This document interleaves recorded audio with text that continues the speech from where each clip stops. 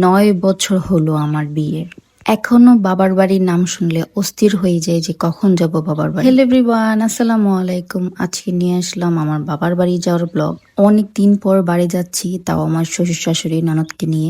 আমার আব্বা আসার কথা ছিল, কিন্তু আব্বা হঠাৎ করে অসুস্থ হয়ে পড়ে। হঠাৎ করেই একদিনের মতো প্ল্যান হয় যে আমিই যাব, ওদেরকে নিয়ে গাড়ি ঠিক করা হয়। আমি আর আমার ননদ চলে গিয়েছিলাম রামেকান্দা মিষ্টি আর ফল ফ্রুট কেনার জন্য। আমার শ্বশুর বাড়ির বাবার বাড়ি অনেকটা দূরের পথ, প্রায় 4 থেকে 5 ঘন্টা লেগে যায়। এমনও হয়েছে যে আমি পরে 7 ঘন্টা লেগে গিয়েছিল। ফল আর মিষ্টি কিনে চলে গিয়েছিলাম পান কিনতে।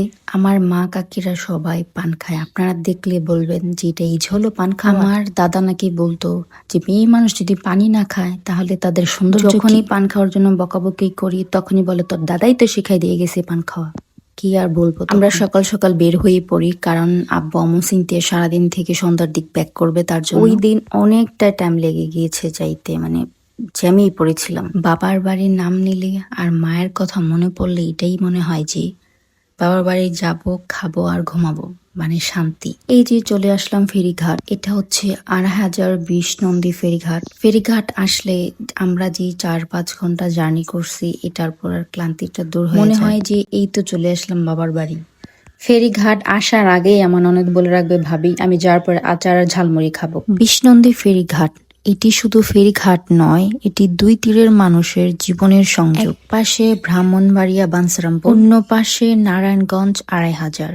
প্রতিদিন হাজারো মানুষ এই মেঘনা নদী পাড়ি দেয় পরিবারের টানে আর স্বপ্ন পূরণের আশায়।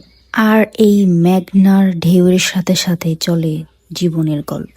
ফেরিতে ওঠার পরে যতটা না আনন্দ হয় যে বাসায় চলে আসলাম, ফেরি থেকে নামার পর সময়ই ফুরোতে চায় না। চলে আসলাম মাতুরবাড়ির মোড় বাড়ির কাছে। বাড়িতে এসে দেখি বাড়ির এই অবস্থা, কারণ হচ্ছে যে আমাদের আবার নতুন করে রং করা হচ্ছে, টাইলস লাগানো হচ্ছে। তখন বাড়িতে যাওয়ার কারণই ছিল এটা, কারণ আম্মা একা একা এটা করতে পারবে না, আর আমার ছোট বোনের পরীক্ষা ছিল। আমাদের বাড়ির ভাগ স্কুল থেকে চলে আসছে। তারপর আমাকে বলতেছে, আপু ঈদগাহ মাঠে ঘুরতে নিয়ে যাও। তারপরে এই যে সারা আর ইমাদকে নিয়ে চলে গেলাম।